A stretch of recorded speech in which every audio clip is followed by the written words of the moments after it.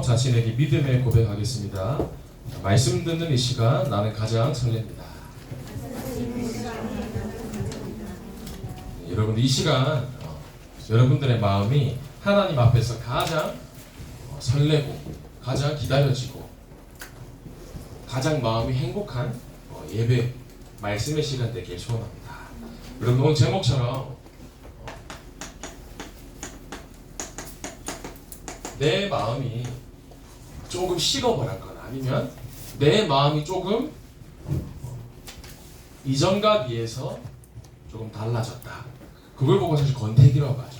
권태라는 말은 어떤 연인 관계나 사랑하는 사이에 쓰는 단어란 말이에요. 여러분들이 하나님 앞에서 내 마음을 새롭게 다시금 확인하고 다시 초심을 잡고 하나님과 함께 할 때 가장 설레는 마음이 회복되어지는 오늘 출권태기하는 시간 되시길 바랍니다. 전사님이 이전에 교회에서 조금 이제 개성이 있는 약간 조금 주변에서 별나다라고 말하는 랩런트가 있었어요. 그 랩런트가 교회에서 사고를 탁 친 거예요. 그러더니 어떤 분이 지나가면서 이제 혼자 말씀이었겠죠. 근데 이제 전사 하필 그 자리에서 들어버린 거예요. 뭐라고 하시냐면 어휴 이래가지고 되겠나 이렇게 하시고 지나가는 겁니다. 한동안 그 말 하셨던 게 머릿속에 계속 생각이 나더라고요. 그러면서 제 마음속에 하나님께서 하시는 또 하나님께서 이 사람에게 어떠한 계획을 가지고 있는지는 아무도 모르는 거거든요. 아니 참 함부로 말할 수 없는 건데 참 멀리를 아직 못 보셨구나 그런 기억이 참 나더라고요. 주변에서 안 된다 아니면 이게 왜 그래 그랬던 사람이 전도사님이었거든요. 그러니까 무슨 말이냐면 여러분 절대로 사람은 겉으로 보고 알 수 없어요. 주변에 있는 사람이나 아니 여러분 옆에 있는 친구도 한번 봐보세요. 되겠나 싶을 수도 있어요. 그러나 어떻게 될지 모른다는 겁니다. 하나님께서 뭐라고 말씀하시냐면 여러 분을 통하여서 2, 3, 7, 5 5총종족을 살리신다고 분명히 말씀을 얘기하십니다. 여러분들 그 한 사람이 여러분입니다. 그래서 딱 자신이 영적인 자부심을 가져야 돼요. 아, 그 한 사람이 나이구나. 여러분들 말씀 듣는 이 시간이 여러분들이 내 인생의 마지막 시간이다라고 생각되어질 만큼 예배에 임해야 되는 겁니다. 저도 근데 여기 설 때 뭐라고 생각하면서 말씀을 준비하냐면 하나님께서 나를 언제 불러가실지 어떻게 하실지 모르는데 내가 여기 강단에 섰을 때 지금이 마지막이다라는 생각으로 좀 말씀을 늘 준비하거든요. 여러분들 말씀 들을 때 내 마음이 어떠한 상태인지가 너무 중요합니다. 그러면 여러분들 내 마음속에 관심이 있으면 막 궁금해지거든요. 이 단어 아시죠? 이 뭡니까? 안물안궁? 안 물어봤고 안 궁금해. 어떤 사람이 쓸데없는 말을 한다든지 투머치 되게 TMI 얘기하면 안 물어봤다 안 궁금하다 얘기를 하잖아요. 내가 안 물어봤는데 왜 짓거리냐 이런 거죠. 내가 안 궁금한데 왜 말하냐. 그럼 뭔 말이냐면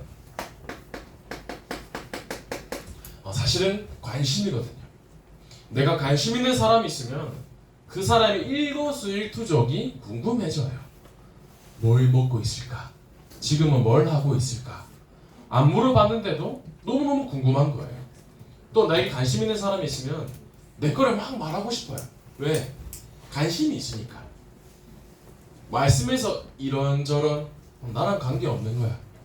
관심이 없으면 안 물어보고 싶지도 않고 궁금하지도 않는다는 거죠. 근데 만약에 내게 진짜 관심이 있으면 말씀이 모든 게 궁금해지고 저 모든 말씀이 들을 때 설레고 내 것으로 붙잡아지는 거예요. 여러분들이 오늘 내 마음속에 하나님을 향한 마음이 관심이 생기는 예배가 되어주길 소원합니다. 그렇기 위해서 오늘 여러분들의 상태가 권태기 속에 있는지 하나님과 나와의 관계가 다른 말로 말씀과 나와의 관계가 혹시 권태기 속에 있는지 그래서 여러분들이 이 권태기를 빨리 벗어나야 돼요. 대부분 연인들이 헤어지는 이유가 이 상태가 되는 겁니다.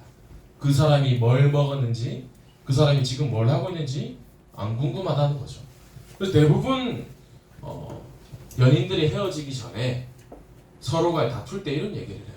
처음에는 그렇게 나를 챙겨주고 궁금해하고 시시때때 계속 연락을 줬는데 지금은 그 연락이 된다가 확실히 줄고 이제는 뭐 뭘 먹었는지 궁금하지도 않을 뿐더러 뭐 하고 있는지 이제 나랑 상관이 없는 상태가 된 겁니다. 그러면 그 사람은 반드시 헤어질 수밖에 없겠죠. 여러분들이 이 영적인 나의 상태, 영적 권태기에서 빨리 나오셔야 됩니다. 그러기 위해서 하나님 안에 인간의 원래 모습이 어떤 모습이었는지를 빨리 확인해야 돼요. 그걸 보고 초심이라고 하죠. 원래 하나님의 형상대로 창조된 인간이 하나님과 함께 할 때 가장 행복하다는 거죠. 그러나 그 모습을 잃어버리고 난 다음부터 영적인 존재인 사람은 하나님 밖에 있으면 문제가 올 수밖에 없는 거죠.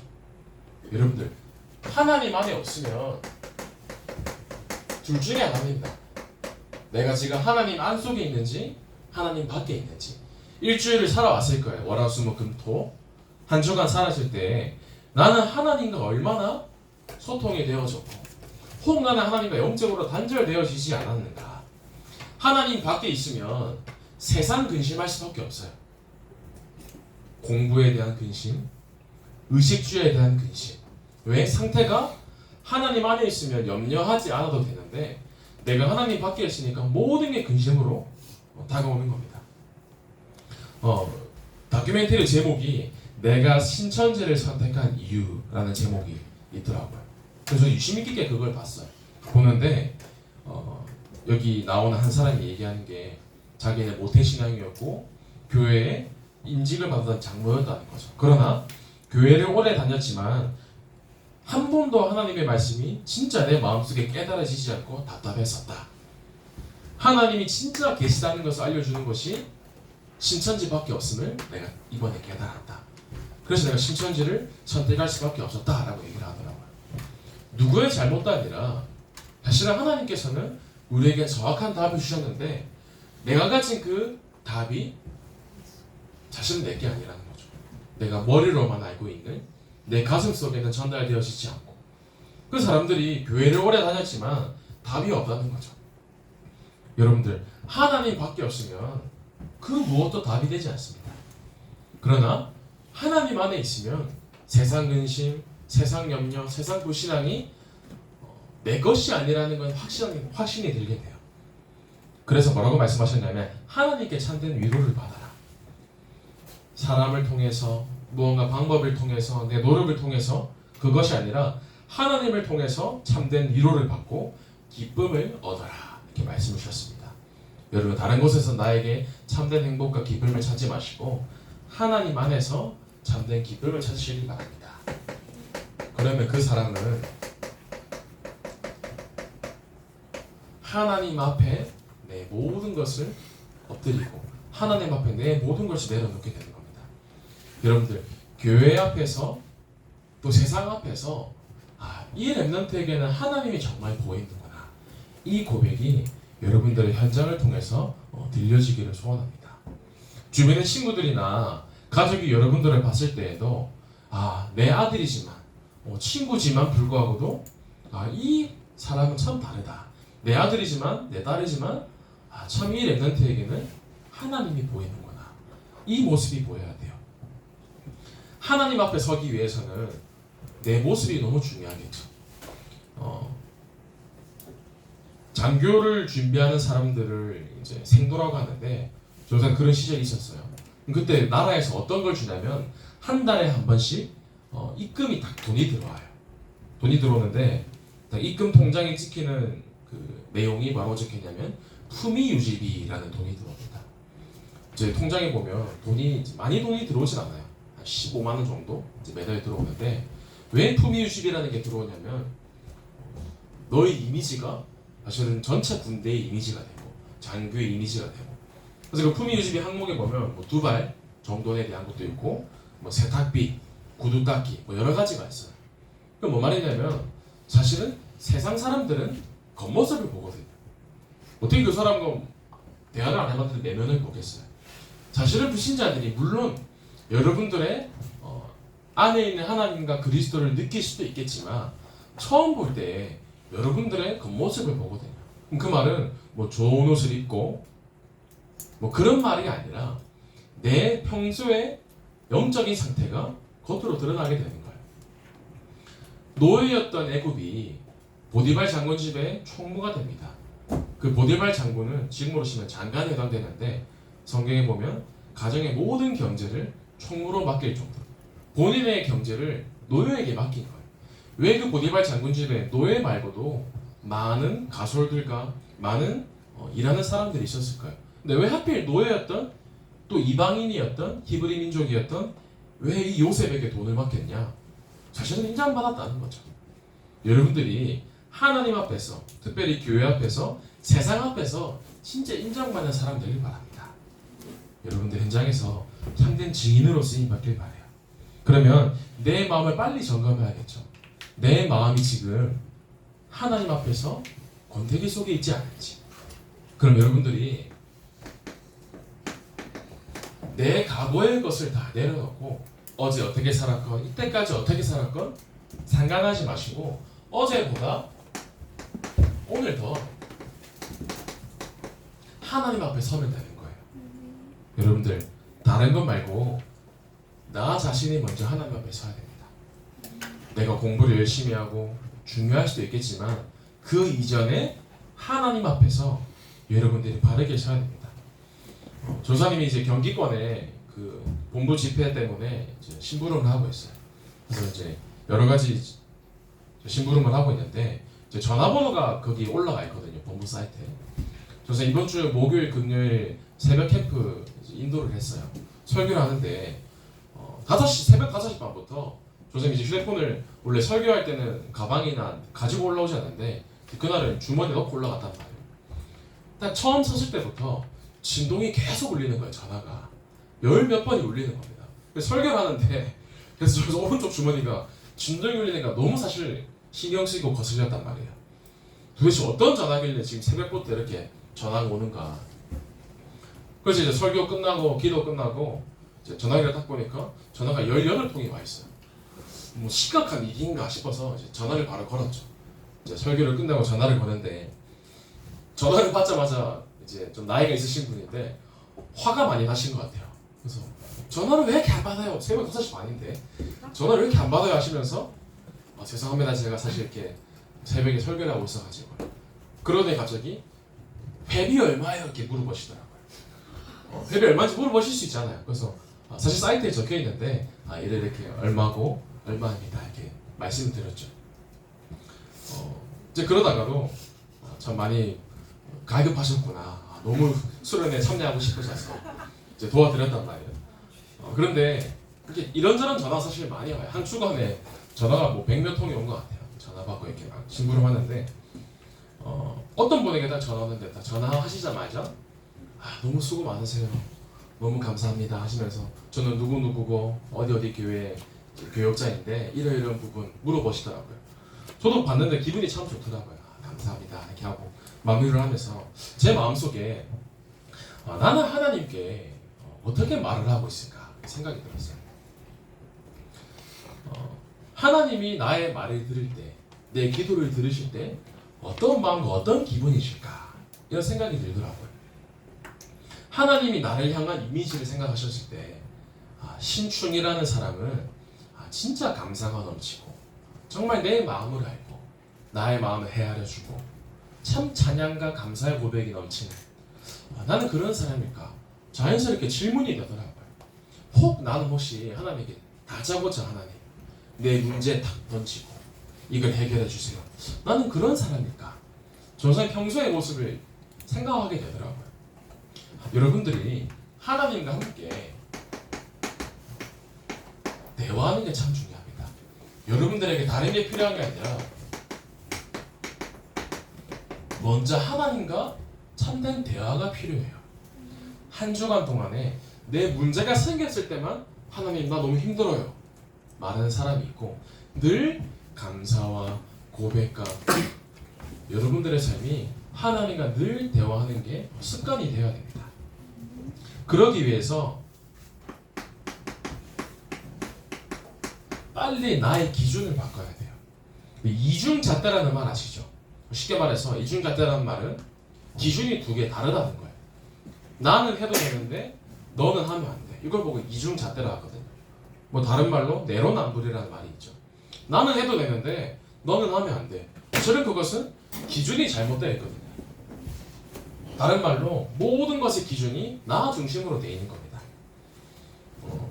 사실은 전사님이 옛날에 심각한 부조리가 많았어요.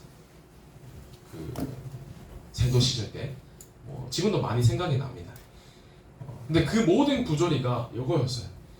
선배는 되고 후배는 안 된다. 지금 생각하면 말도 안 되는 부조리인데 뭐 어떤 것들이 있었냐면 뭐 버스를 타면 무조건 앉으면 안 돼요. 앉으면 안 되고 서서 가야 되고 만약에 앉았다 이제 그날은 불려가는 겁니다. 예를 들어서 후배는 모든 상의의 옷을 바지 안에 집어넣어야 돼요. 여러분 겨울에 패딩을 바지 안에 집어넣어 봤어요? 조사님은 너무 추워가지고 이제 패딩을 입어야 되니까. 근데 이제 실제로 패딩을 바지 안에 안 넣어서 불려가서 두드러 맞은 후배들 많았거든요. 그래서 이제 너무 추우니까 패딩을 이제 바지 안에 놓고 다녔어요. 이제 대학교 때. 근데 거울에 비친 나의 모습을 보니까 진짜 죽고 싶더라고요. 내가 왜 이러고 다녀야 되지? 그래서 그때부터 이제 그날 이후로는 패딩을 안 입었어요. 아무리 추워도. 그 뭐냐면 선배들은 무조건 나는 되지만 너는 안 된다. 사실은 부정이죠. 그런 게 어디 있습니까? 선생님 뭐 몇 개를 얘기하지만 뭐 입에 담지 못할 정도로. 근데 사실은 그 모든 게 사실은 나거든요. 내 기준. 현장에서 아니면 학교에서 가정에서 내 모습이 이럴 수도 있어요. 사춘기의 특징이 보면 무조건 내가 맞다, 내가 옳다라고 생각을 하거든요. 저도 그런 시절이 있었고요. 물론 그렇지 않은 여러분들이지만 가면 갈수록 부모님과 대화는 하기 싫어질 거예요. 왜? 부모님이 생각이 나랑 안 맞다는 거죠. 내 생각이 맞으니까. 왜 나의 삶에는 응답과 변화가 없을까? 말씀을 들을 때 말씀이 나랑 안 맞기 때문에 나랑 상관없는 말씀으로 들리는 거죠. 예를 들어서 내가 말할 때, 내가 무언가 할 때는 야, 나 조용히 해. 근데 내가 뭘 할 때는 나는 막 시끄럽게 하고. 여러분들이 말씀을 들을 때 하나님의 말씀이 조금 따분하거나 귀찮거나 사실은 그건 응답받을 수 없는 상태이거든요. 근데 반대로 하나님의 말씀을 듣는데 하나님의 말씀이 나의 마음에 담긴다. 사실은 그것만큼 큰 축복이 없습니다. 혹시 하나님이 지금 완전 애정 결핍 상태일 수도 있어요. 하나님 여러분들이 너무나 기다리는데 나는 하나님을 바라보지 않는 겁니다. 왜요? 대화가 단절되어 있으니까. 그래서 여러분들이 오늘 하나님과의 대화가 회복되어지는 시간 되길 바랍니다. 혹 내 상태가 영적으로 집을 떠난 영적 가출 상태일 수도 있어요. 가출하는 이유가 뭐냐? 그냥 집이 싫다는 겁니다. 부모님도 싫고 이 집에 갇혀있는 것도 싫고 혹 내가 하나님 안에 있어야 되는데 하나님 밖으로 내 마음대로 살아갈 수도 있습니다. 그러나 이때 여러분들이 시작해야 될 게 무엇인가? 나의 영적인 부분과 나의 상태를 인정해야 됩니다. 여러분들이 삶 속에서 안 되어지거나 내 삶에 불가능한 게 있다든지 먼저 인정이 되어줘야 됩니다. 그럼 어떤 인정이 되어줘야 되냐? 지금 나의 영적인 상태가 다른 말로 영적인 현 주소가 인정이 되어줘야 돼요. 오늘 본문에 보면 집 나간 탕자의 사건이 나옵니다. 예수님께서 제자들에게 비유를 드세요. 멀쩡히 아버지가 건강히 살아 계시는데 이 둘째 아들이 아버지한테 와서 유산을 달라고 하는 겁니다. 이 당시 이스라엘은 뭐 지금과 마찬가지지만 아버지가 돌아가셔야지만 유산을 물려줄 수 있단 말이에요. 근데 이 둘째 아들이 갑자기 아버지가 살아있는데 유산을 달라는 겁니다. 그 말은 사실은 아버지가 빨리 죽었으면 좋겠습니다. 그 말과 똑같거든요. 근데 아버지는 과연 아들이 유산을 주면 어떻게 될지 몰랐겠습니까? 사실은 알고 있거든요. 그러나 아버지가 아들 요구를 들어주세요. 본인의 유산을 전달합니다. 다른 말로 왜 하나님께서 아들에게 유산을 줬으면 이 아들이 어떻게 될지 뻔히 아는데 왜 그 시간을 허락하셨냐는 거죠. 사실은 그 아들이 영적으로 가출하는 시간이 생기는 거죠. 나름 방황을 하고 내가 하고 싶은 대로 사는 겁니다. 그래서 이 둘째 아들이 이 돈을 가지고 성경에 보면 쾌락을 즐기고 향락을 즐기고요. 성경에 장녀를 만나고 자기에 있는 모든 돈을 탕진을 하게 됩니다. 그런데 왜 하나님께서 이 시간을 허락하시냐라는 거죠. 왜 그런가 했을 때 그 시간을 통해서만 하나님을 바라볼 수 있는 상태였다는 거죠. 그래서 하나님께서 허락을 하시는 겁니다. 사실은 유산을 받았기 때문에 돈이 얼마나 많았겠어요. 사실은 작은 돈이 아니었거든요. 부잣집 아버지에게 받은 유산이었는데 그 돈을 보고 화려한 사람들, 친구들, 사람들 막 모이는 거죠. 그래서 흥청망청 쓰기 시작하는 겁니다. 그런데 이 탕자가 돈을 다 잃었을 때는 그 곁에 있던 사람들은 다 떠나게 돼요. 그때 성경에 보면 이 둘째 아들이 돼지를 치면서 돼지가 먹는 쥐염 열매를 먹으면서 막 한탄을 하는 겁니다. 아, 내 인생에는 진짜 아무것도 없구나. 다 떠나고 완전 바닥으로 내려갔을 때 그때 다 깨달아지는 거예요. 그 순간에 누가 생각나냐? 아버지가 생각나는 거죠. 그때야 아버지의 집이 기억이 나기 시작하는 겁니다. 아, 그때 내 모습. 왜 하나님께서 나에게 이런 시간을 허락하셨는지 바르게 발견되어져야 돼요. 집 나갔다가 눈물로 돌아온 아들이 집에 딱 돌아왔을 때 저 멀리서 아들이 걸어와요. 완전 거짓골로 모든 걸 다 잃어버리고 저 멀리서 아들이 걸었는데 그 누구도 알아보지 못하는데 아버지가 그 아들을 멀리서 알아보는 겁니다. 그래서 그 아버지가 당장 달려가서 목을 안고 입을 맞춘다고 나와 있어요. 잘 왔다 얘기하는 거죠. 네가 왜 돈을 다 잃어버렸고 내 유산 어떻게 했고 질문하신 게 아니라 그냥 안아주는 거예요. 그게 아버지의 마음이잖아요. 그 누가복음 15장 19절에 아들이 막 얘기를 해요. 아버지, 내가 하늘과 아버지께 죄를 지었사오니 지금부터는 아버지의 아들이라 일컬음을 감당하지 못하겠나이다. 나를 아들로 쓰지 말고 이 집의 노예로 품꾼으로 쓰세요. 너무 죄송한 마음에 그렇게 얘기를 했겠죠. 근데 그때 아버지는 어떻게 하냐면 종들에게 시켜서 우리 집에서 가장 좋은 옷을 가지고 와라. 그리고 신발을 신겨주고 반지를 끼워주고 살찐 송아지를 잡아서 잔치를 일으킵니다. 무슨 말이냐면 내가 얼마나 방황을 했건 내가 얼마나 하나님 밖에 살았건 사실은 그건 하나님께 중요하지 않다는 거죠. 무슨 말이냐면 하나님께로 다시 돌아가기만 하면 됩니다. 여러분들이 빨리 나의 영적 상태를 인정을 하고 하나님께 다시 돌아가면 돼요. 왜냐하면 나의 상태는 하나님 밖에 있으면 절대 불가능할 수밖에 없기 때문입니다. 여러분들이 내 힘으로는 할 수 없음을 인정하면 되는 거예요. 그 시간부터 새롭게 시작되어지는 겁니다. 여러분, 하나님께서는 지금도 여러분들을 기다리고 계세요. 여러분들이 내 영적인 권태기를 빨리 탈출하고 하나님께로 돌아가는 예배가 되길 바랍니다. 권태기를 빨리 극복하는 방법이 있어요. 상담사들이 특히 부부들이 이혼할 때 상담하는 사람이 이렇게 얘기를 합니다. 서로 소홀했음을 인정하면서 연애 초기를 기억해보래요. 지금 내 옆에 있는 사람이 너무나 당연하게 느껴지니까 이제 소홀해지는 겁니다.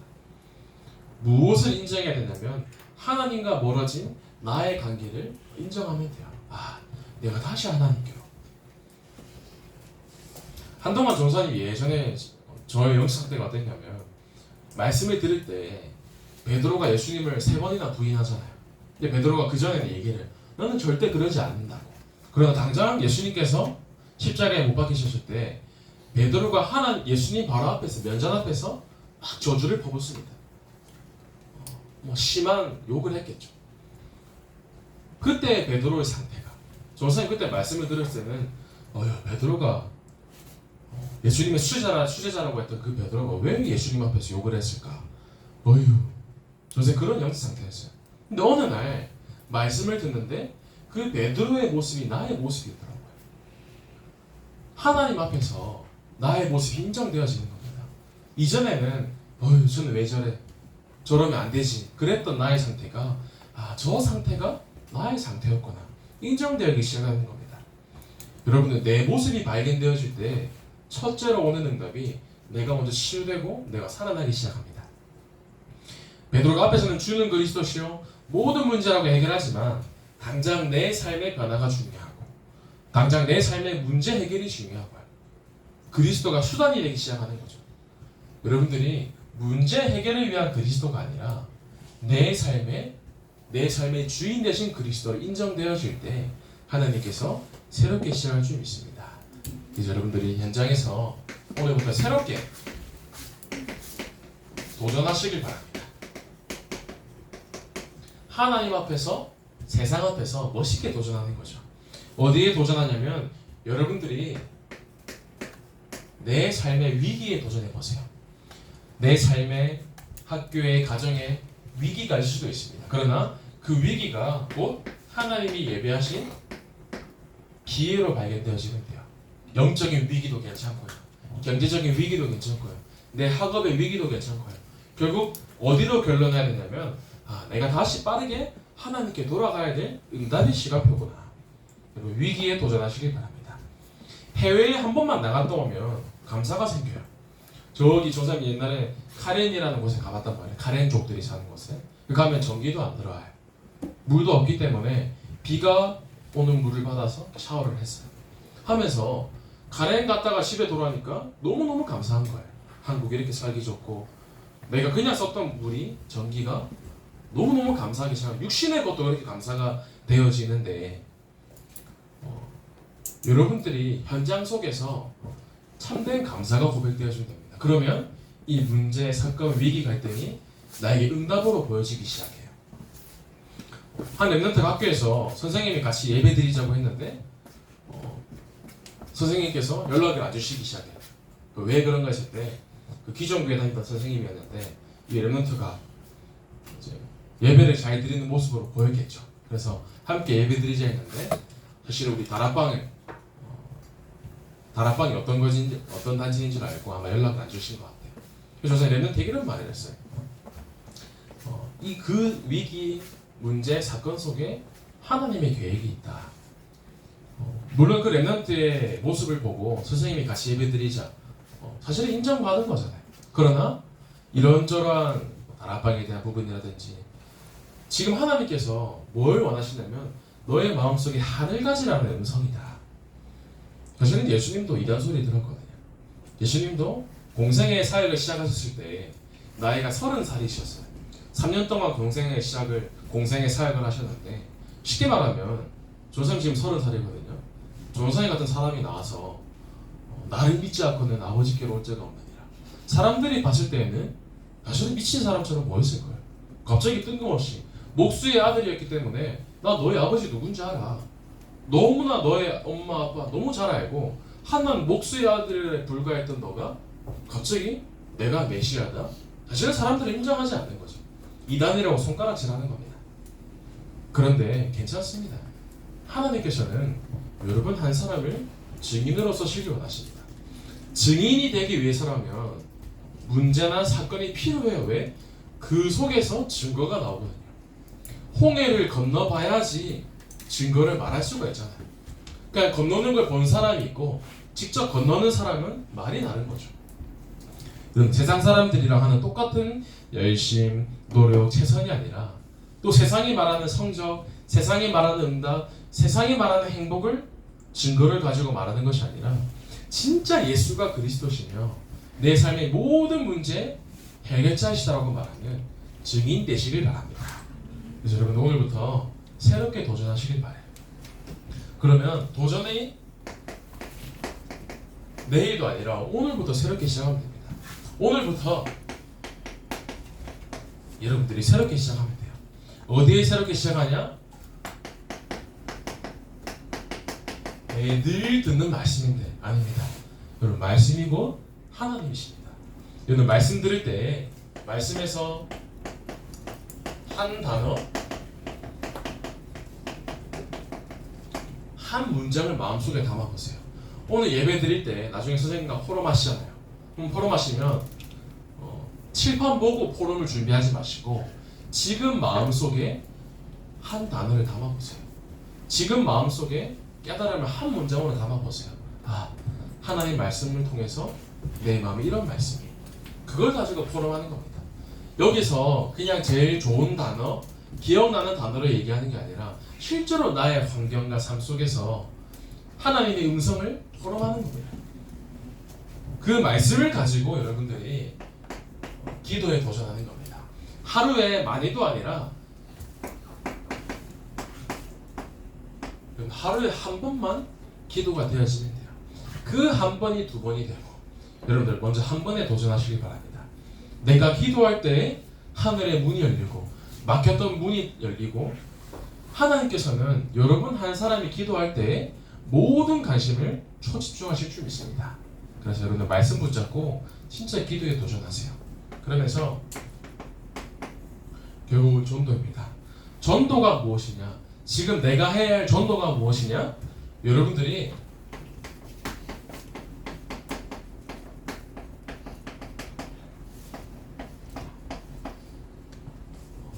앉아만 있어라, 이 말은 뭐냐면 그 흐름 속에만 있으면 된다는 거예요.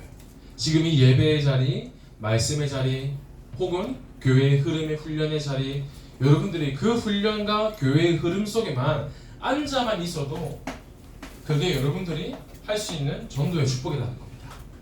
내가 하는 전도가 뭐냐? 교회의 흐름과 방향 속에 완전히 올인하면 되는 거예요. 그때 하나님께서는 전도의 연대로 허락하실 겁니다. 여러분 말씀 맺겠습니다. 내 삶에 되어지지 않는 것으로 절대 낙심하지 마시고, 내 영적인 상태를 빨리 인정하면서 하나님 앞에 새롭게 도전할 때 하나님은 여러분들 한 사람에게 진짜 응답의 문을 여십니다.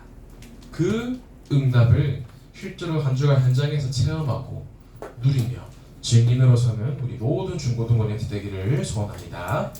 하나님 감사를 드립니다. 우리의 인생의 날마다 하나님의 말씀과 기도와 전도의 축복 속에서 무너졌던 나의 영적인 상태가 말씀으로 새롭게 회복되는 가운데 세상 앞에, 교회 앞에 증인으로서는 응답을 허락하여 주옵소서. 살아계신 예수 그리스도 이름으로 기도하옵나이다. 아멘.